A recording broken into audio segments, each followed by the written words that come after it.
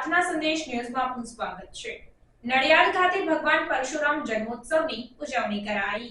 વૈશાખ સુદ ત્રીજ એટલે કે અખા ત્રીજ આજના દિવસે બ્રાહ્મણોના આરાધ્ય દેવ ભગવાન શ્રી પરશુરામ જન્મોત્સવની ઉજવણી કરવામાં આવે છે। આજના દિવસે આવતા તમામ મુહૂર્ત શુભ ગણવામાં આવતા હોય છે। આ દિવસે કરાતા કોઈ પણ મંગળ કાર્ય માટે યોગ, ગ્રહ, નક્ષત્ર વગેરે જોવાની જરૂર જ હોતી નથી।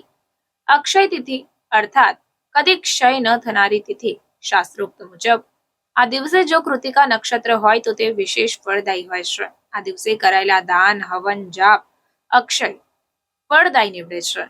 કહેવાય છે કે આ દિવસે સતયુગ તેમજ ત્રેતા યુગનો પ્રારંભ થયો હતો, તેથી તે યોગાદિ તિથિ તરીકે પણ મનાય છે। આમ વૈશાખ સુદ ત્રીજ એટલે કે અખા ત્રીજને પરશુરામ જન્મોત્સવ તરીકે પણ ઉજવવામાં આવે છે। આમ તો આ દિવસે નર નારાયણ, હયગ્રીવ અને પરશુરામ આ ત્રણેયનો અવતાર થયો હતો, પરંતુ સૌથી વધારે પરશુરામ ભગવાનનું વધારે મહત્વ છે।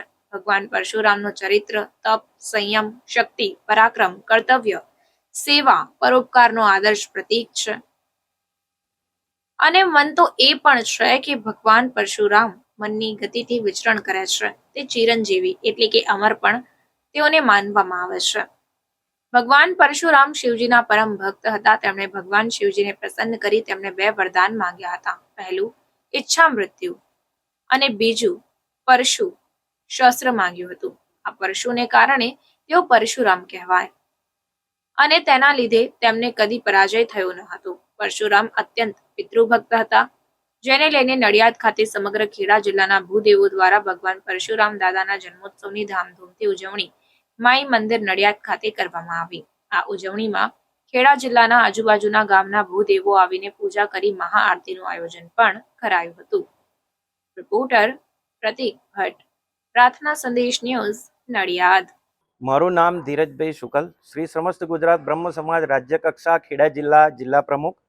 આજે અમારા સમસ્ત બ્રહ્મ સમાજ જેટલા પણ દુનિયામાં બ્રાહ્મણો વસવાટ કરે છે તેમનું આન બાન અને શાન જેના પર અમને છે ગુમાન અને અમારું અભિમાન એવા ભગવાન વિષ્ણુના છઠ્ઠા અવતાર શ્રી પરશુરામ જન્મોત્સવ નિમિત્તે આજે અમે નડિયાદ ખાતે માઈ મંદિર પરશુરામ ભગવાનની પૂજાનો આયોજન કર્યો, જેમાં આપ જોઈ શકો છો કે નડિયાદના દરેક ભૂદેવો, નડિયાદની સાથે સાથે ખેડા જિલ્લાથી ખૂણે ખૂણે ભૂદેવો અહીં પધાર્યા અને અમે સૌએ એક સાથે મળીને ભગવાન પરશુરામની પૂજાનું આયોજન કરેલ।